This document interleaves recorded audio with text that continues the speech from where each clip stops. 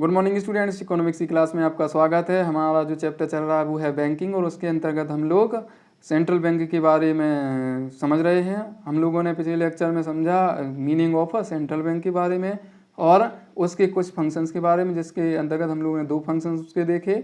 और पहला फंक्शन था बैंक ऑफ इशूइंग नोट्स और दूसरा हम लोगों ने देखा था जो उसका फंक्शन है वो है बैंक टू द गवर्नमेंट। उसके आगे आज हम लोग कंटिन्यू करते हैं। जो अगला फंक्शंस है सेंट्रल बैंक का वो आपको स्क्रीन पे दिख रहा है, वो है बैंकर्स बैंक एंड सुपरवाइजर, यानी बैंकों का बैंक और उसका पर्यवेक्षक।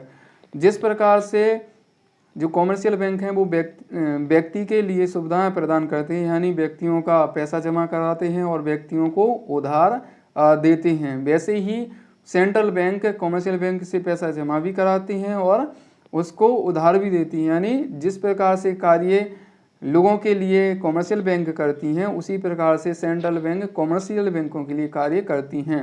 तो उनको हम लोग समझते हैं।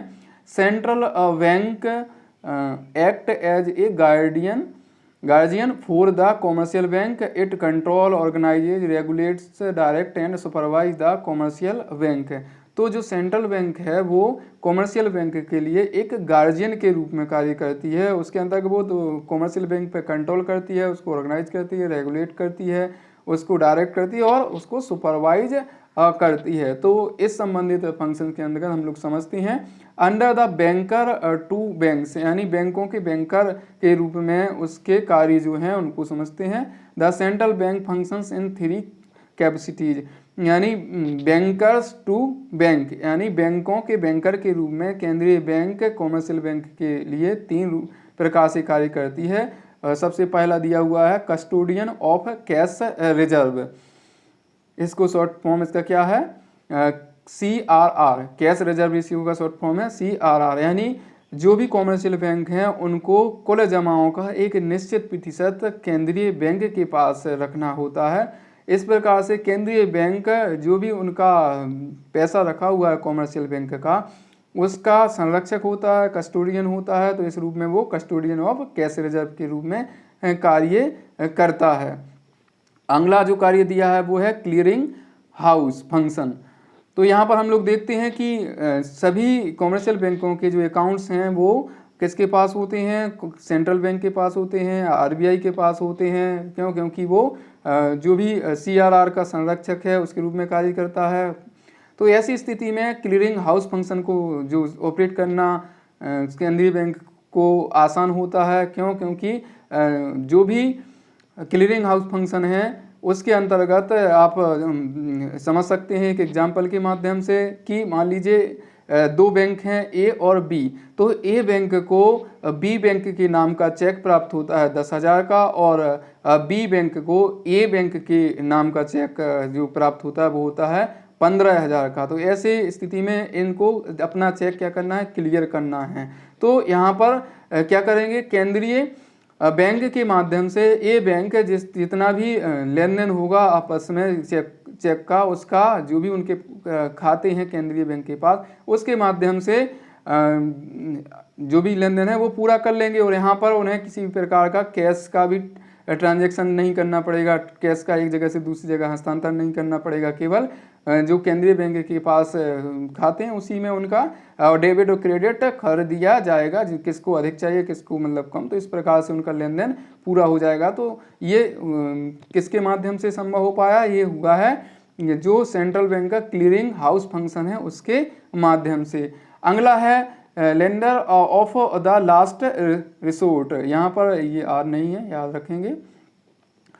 यहाँ पर देखते हैं हम लोग, जब बैंक अपनी वित्तीय आवश्यकताओं की पूर्ति के लिए दूसरे स्रोतों से जो वित्त है, पैसा है, वो प्राप्त करने में असमर्थ होते हैं तो वो ऋण के लिए और अग्रिम के लिए किस पे निर्भर करते हैं, यानी किसके पास जाते हैं, वो जाते हैं सेंट्रल बैंक के पास जाते हैं। तो वही फंक्शन सेंट्रल बैंक का कहलाता है lender of the last resort, यानी अंतिम ऋणदाता के रूप में। जब जो केंद्रीय बैंक है उसका कार्य होता है देश में जो भी मॉनेटरी सिस्टम है, मॉनेटरी स्ट्रक्चर है, उसको व्यवस्थित रूप से संचालित करना। इसलिए उसका ये कार्य हो जाता है, इसका दायित्व हो जाता है कि वो लोगों का विश्वास जो कॉमर्शियल बैंक है उन पर या बैंकिंग व्यवस्था है उन पर बनाए रखे। इसलिए वो क्या करती है कि अगर कॉमर्शियल बैंक को कहीं से भी अपनी वित्तीय आवश्यकताओं को पूरा करने के लिए पैसा प्राप्त नहीं कर पाती, संसाधन प्राप्त नहीं कर पाती, तो उसके रूप में वो संसाधन किसके द्वारा प्रदान किए जाते हैं? वो प्रदान किए जाते हैं केंद्रीय बैंक के द्वारा। हमारे यहाँ जो भी बैंकों का विश्वास रहता है वो बना रहता है, वो लोगों के ऊपर निर्भर करता है कि वो बैंक पे विश्वास कर रहे हैं कि नहीं। हम लोग पढ़ चुके हैं कि जो कॉमर्शियल बैंक होते हैं वो अपनी नगद जमाओं की तुलना में कहीं अधिक दायित्वों को सृजित करते हैं। वो किसके माध्यम से करते हैं? क्रेडिट क्रिएशन के माध्यम से करते हैं। हम लोगों ने कॉन्सेप्ट समझा है इसमें ही मनी मल्टीप्लायर का, जो आपका फॉर्मूला था money multiplier equal to 1/LRR। यहाँ LRR का मतलब है लीगल रिजर्व रेशियो। तो उसके माध्यम से बैंक क्या करती है? अपनी जो भी प्रारंभिक जमाएं होती हैं उसकी तुलना में कई गुना जो भी उसका मनी मल्टीप्लायर की वैल्यू होती है उतने गुना क्या कर लेती है? क्रेडिट का क्रिएशन कर लेती है। ये सब संभव हो पाता है लोगों का जब तक बैंकों पर विश्वास बना रहता है, कॉमर्शियल बैंकों पर विश्वास बना रहता है। लेकिन जब विश्वास का संकट आता है, इसका मतलब है कि जब लोगों का विश्वास हटने लगता है कॉमर्शियल बैंकों पर, तो ऐसी स्थिति में लोग एक साथ निकालने अपना पैसा पहुंच सकते हैं बैंकों के पास। तो इस स्थिति में जो भी बैंक हैं वो असमर्थ हो सकते हैं सभी लोगों को उनका पैसा चुकाने में। तो इस स्थिति से बचने के लिए वो क्या करते हैं? जो भी कॉमर्शियल बैंक होते हैं वो सहारा लेते हैं, बिल्कुल सही, केंद्रीय बैंक का। और केंद्रीय बैंक से जो भी उन्हें ज़रूरत है वित्तीय आवश्यकताओं की, वो उससे वित्तीय संसाधनों की वो सेंट्रल बैंक से प्राप्त कर सकते हैं। यही फंक्शंस है सेंट्रल बैंक का, और वो किस नाम से जाना जाता है? Lender of the last resort, यानी अंतिम ऋणदाता के रूप में कार्य। Lender of the last resort means that if a commercial bank failed to get financial accommodation from anywhere, it approached the central bank as a last resort। इसका मतलब है कि जब केंद्रीय बैंक जो कॉमर्शियल बैंक है वो फेल रहता है अब प्राप्त करने में क्या जो वित्तीय संसाधन वो कहीं अन्य से वित्तीय जरूरतों के लिए, तो वो कहाँ पहुँचता है? अंतिम रूप से वो पहुँचता है सेंट्रल बैंक के रूप में और सेंट्रल बैंक के पास, और वहाँ से अपनी जो भी फाइनेंशियल अकोमोडेशन है वहाँ से वो प्राप्त कर सकता है। सुपरवाइजर के रूप में केंद्रीय बैंक जो है कॉमर्शियल बैंक पर उन्हें रेगुलेट करता है, उन्हें कंट्रोल करता है। रेगुलेशन के लिए वो सहारा लेता है लाइसेंसिंग के रूप में कि बैंकों को लाइसेंस प्रदान किया जाए, या कुछ गड़बड़ कर रहे हैं तो वो लाइसेंस छीन सकते हैं। ब्रांच एक्सपेंशन के, यानी कि अगर कॉमर्शियल बैंक को अपनी ब्रांच का विस्तार करना है तो वो किससे परमिशन लेते हैं? बिल्कुल सही, वो लेते हैं सेंट्रल बैंक से। इसके साथ साथ वो जो भी लिक्विडिटी ऑफ एसेट है उसके मामले में भी रेगुलेशन किया जाता है कॉमर्शियल बैंक का। किसके माध्यम से? सेंट्रल बैंक के माध्यम से। इसके साथ साथ मैनेजमेंट और जो मर्जिंग यानी विलयन होता है बैंकों का, वो भी उसी के माध्यम से किया जाता है, सेंट्रल बैंक के माध्यम से। और बाइंडिंग अप, इसके साथ और भी अन्य कार्य हैं जो किसके द्वारा किए जाते हैं? वो किए जाते हैं सेंट्रल बैंक के द्वारा, ताकि क्या किया जा सके, जो भी कॉमर्शियल बैंक है उनका रेगुलेशन किया जा सके। केंद्रीय बैंक कॉमर्शियल बैंक पर उन पर शाब्दिक निरीक्षण द्वारा और उनके द्वारा जो कॉमर्शियल बैंक रिटर्न भरते हैं उनके द्वारा वो क्या करता है? बिल्कुल सही, नियंत्रण करता है, कंट्रोल करता है। अगला जो कार्य है वो है custodian of foreign exchange reserve, यानी जो देश का विदेशी विनिमय का कोष होता है उसका भी क्या होता है? कस्टोडियन होता है। कौन?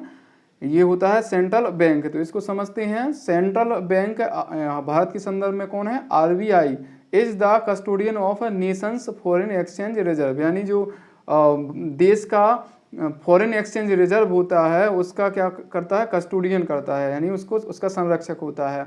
It is the primary responsibility of the central bank to stabilise the external value of a national currency. जो सेंट्रल बैंक होता है और भारत के संदर्भ में RBI, उसकी ये प्रारंभिक रिस्पॉन्सिबिलिटी जिम्मेदारी होती है कि वो सेंट्रल बैंक है, सेंट्रल बैंक के माध्यम से या सेंट्रल बैंक होने के नाते से जो हमारे देश की जो डोमेस्टिक करेंसी है, हमारे देश की डोमेस्टिक करेंसी आपको पता है रुपये है, उसकी जो विदेशी मूल्य है, उसका बाह्य मूल्य है यानी एक्सटर्नल वैल्यू है, विदेशी करेंसियों के संदर्भ में उसको क्या करे, स्थिर करे। स्टेबलाइज का मतलब यहाँ स्थिर करे, इसका मतलब है ना तो बहुत ज़्यादा हो और एक्सटर्नल वैल्यू ना ही बहुत कम हो, क्योंकि इसकी वजह से एक्सपोर्ट और इंपोर्ट पर जो भी इफेक्ट पड़ता है तो उसके लिए वो क्या करती है, एक निर्धारित लेवल पर उसको स्टेबलाइज करती है, और इसके लिए वो सहारा लेती है मैनेज्ड फ्लोटिंग का, यानी प्रबंधित तरणशीलता का सहारा लेती है। यानी जो विदेशी विनिमय दर का निर्धारण होता है बाजार द्वारा, उसको अगर मैनेज करना है, व्यवस्थित करना है, क्योंकि बाजार द्वारा कभी कम या ज़्यादा हो सकता है एक्सचेंज रेट का, तो ऐसी स्थिति में जो सेंट्रल बैंक होती है वो इंटरफेयर करती है और उसके माध्यम से जो भी एक निश्चित निर्धारित विनिमय दर होनी चाहिए वो क्या किया जाता है, सेंट्रल बैंक द्वारा किया जाता है, और वो संभव हो पाता है। जो फॉरेन एक्सचेंज मार्केट है उसमें जो फॉरेन एक्सचेंज होता है उसको बेचने यानी सेल से और उसके परचेज से। इसको अच्छे से हम लोग समझेंगे जो आगे आने वाले चैप्टर हैं फॉरेन एक्सचेंज रेट उसमें और बैलेंस ऑफ पेमेंट में। कीप द गोल्ड, यहाँ क्या करती है बैंक इसके लिए, the central bank keeps gold and foreign currency as a reserve against note issue and also meet adverse balance of payment with other country. जो central bank है वो रखती है कुछ सोना और विदेशी करेंसी रखती है, किसके रूप में, रिजर्व के रूप में, किसके संदर्भ में, बिल्कुल सही, नोट इशू के संदर्भ में, और साथ ही साथ जो एडवर्स बैलेंस ऑफ पेमेंट होता है अदर कंट्री के संदर्भ में उसको भी सेंट्रल बैंक बैलेंस करने की कोशिश करती है। जो असंतुलित भुगतान संतुलन है उसको संतुलित करने का भी प्रयास किया जाता है। इससे आगे हम लोग अगले लेक्चर में पढ़ेंगे। इस लेक्चर को ख़त्म करने से पहले आपको एक करेक्शन करना है। उसमें आपको क्या करना है कि जो लीगल रिजर्व रेशियो है जिसका शॉर्ट फॉर्म है LRR, वो हमारे बैंकिंग जो भी लेक्चर हुए हैं उसमें लिखा गया है, उसका नाम क्या लिखा गया है, LRR की जगह LLR लिखा है, तो आपको LLR की जगह क्या समझना है, उसको LRR समझना है, और उसको आपको जो भी नोट्स वगैरह हैं जो भी आपने बनाया वहाँ उसको सही कर लेंगे, करेक्ट कर लेंगे। इसी के साथ साथ जो मनी मल्टीप्लायर का फॉर्मूला है उसमें भी आप 1/LLR की जगह क्या लिखना है, उसको 1/LRR, क्योंकि जो LRR है वो किसका शॉर्ट फॉर्म है, लीगल रिजर्व रेशियो, उसका फुल फॉर्म बिल्कुल सही लिखा हुआ है, उसके शॉर्ट फॉर्म में मिस्टेक है तो उस मिस्टेक को आप सही कर लेना, करेक्ट कर लेना। धन्यवाद।